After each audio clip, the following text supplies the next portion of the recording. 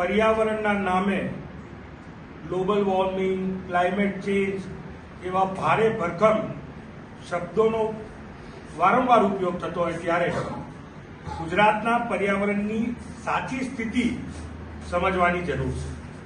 દાદાનું બુલડોઝર આમ તો આખા ગામમાં ચાલે છે, પણ જ્યારે ગુજરાતના જંગલોની વાત આવે તો ત્યાં ક્યાંક દાદાનું બુલડોઝર થંભી જાય છે. ગુજરાત રાજ્યના જંગલો ઉપર 13,000 હેક્ટર જમીન ઉપરનું દબાણ છે. આ આંકડો મારો નહીં, લોકસભાનો આંકડો છે.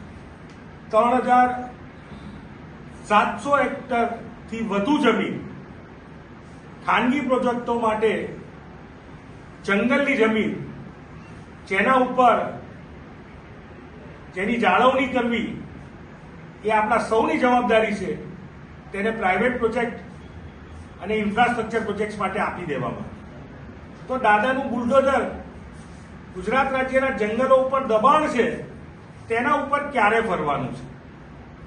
ગુજરાત રાજ્યની પરિસ્થિતિ એવી છે કે ગુજરાત રાજ્યમાં 4,000થી પણ વધુ ફેક્ટરીઓ એવી છે કે જે પર્યાવરણ એન્વાયરમેન્ટ જોડે નોન કમ્પ્લાયન્સ પરિસ્થિતિમાં છે.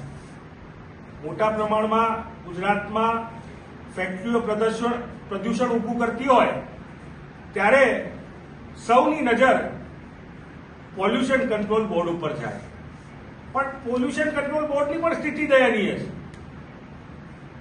સરકારના પોતાના આંકડા એવું કહે છે કે પોલ્યુશન કંટ્રોલ બોર્ડમાં 60%થી વધુ વેકેન્સીઓ છે, જગ્યાઓ ખાલી છે, કર્મચારીઓ નથી. એટલે માત્ર 40%થી આખું પોલ્યુશન કંટ્રોલ બોર્ડ ચાલે છે. ત્યારે આ આંકડાઓ સ્પષ્ટ દર્શાવે છે કે ગુજરાત રાજ્યની સરકારને પર્યાવરણની કેટલી ચિંતા છે, ગુજરાત રાજ્યની સરકારને જંગલોની કેટલી ચિંતા છે, ગુજરાત રાજ્યની સરકારને ક્લાઇમેટ ચેન્જ માટેની કેટલી ચિંતા છે.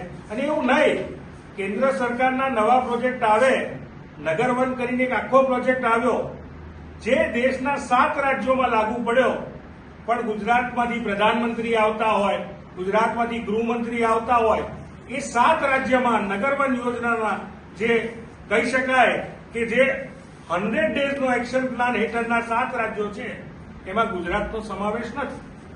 આ સ્પષ્ટ દર્શાવે છે કે કેન્દ્રની ભારતીય જનતા પાર્ટીની સરકારને ગુજરાતનો કરારો થપ્પડ મારવામાં આવ્યો એ સ્પષ્ટ દર્શાવે છે. આમ તો મા પીરસનારી હોય તો મોસાળમાં મા પીરસનારી હોય તો બાળકને ચિંતા ન થવી જોઈએ, પણ આ તો ઊંધું થઈ રહ્યું છે કે જ્યારે પ્રધાનમંત્રી અને ગૃહમંત્રી બંને ગુજરાતથી આવતા હોય છતાં પણ ગુજરાત સાથે અન્યાય થાય અને આ પ્રકારના પ્રોજેક્ટો બીજા રાજ્યોને આપવામાં આવે અને તેમાં સમાવેશ